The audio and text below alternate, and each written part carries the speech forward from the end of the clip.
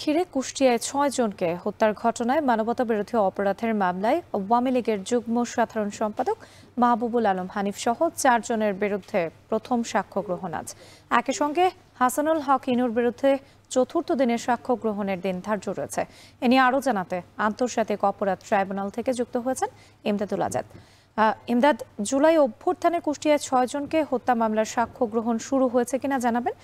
আপনার কাছে বিস্তারিত কি তথ্য রয়েছে? হ্যাঁ, রাত্রি জুলাই অভ্যুত্থান ঘিরে কুষ্টিয়ায় ৬ জনকে হত্যার যে মামলা, সেখানে আজকে আওয়ামী লীগের যুগ্ম সাধারণ সম্পাদক মাহবুবুল আলম হানিফ সহ ৪ জনের বিরুদ্ধে আজকে প্রথম সাক্ষ্য গ্রহণ অনুষ্ঠিত হওয়ার কথা রয়েছে। বেলা ১১টার পরে এই সাক্ষ্য গ্রহণ অনুষ্ঠিত হবে আন্তর্জাতিক অপরাধ ট্রাইব্যুনাল ২। একই সঙ্গে জাসদ সভাপতি হাসানুল হক ইনুরও আজকে চতুর্থ দিনের মতো সাক্ষ্য গ্রহণ অনুষ্ঠিত হবে।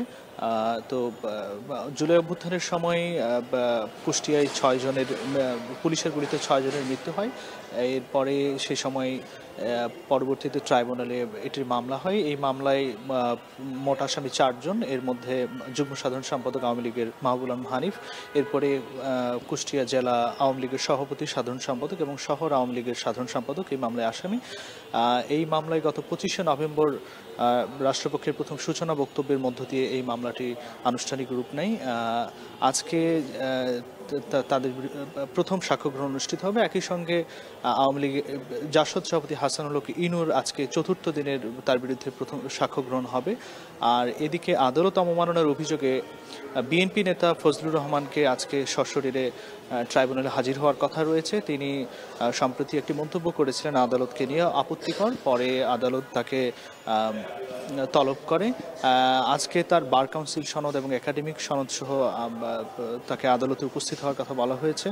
আর এছাড়া শেখ হাসিনার মৃত্যুদণ্ডের রায়ের পর আওয়ামী লীগ নেতাদের বিচারের প্রক্রিয়া শুরুর জন্য আজকে বেশ কিছু আওয়ামী লীগের শীর্ষ পর্যায়ের যারা নেতা রয়েছে তাদেরকে ট্রাইব্যুনালে হাজির করার কথা রয়েছে। যেমন সালমান এফ রহমান, আনিসুল হক, জুনায়েদ আহমেদ পলক, দীপুমণি সহ অনেককেই আজকে ট্রাইব্যুনালে হাজির করার কথা রয়েছে। এর মধ্য দিয়ে হয়তো এই মামলাগুলোর তদন্ত প্রতিবেদন জমা দেওয়া হবে। এর মধ্য দিয়েই এই আওয়ামী লীগের শীর্ষ নেতাদের বিচারের প্রক্রিয়া শুরু হবে। রাত্রি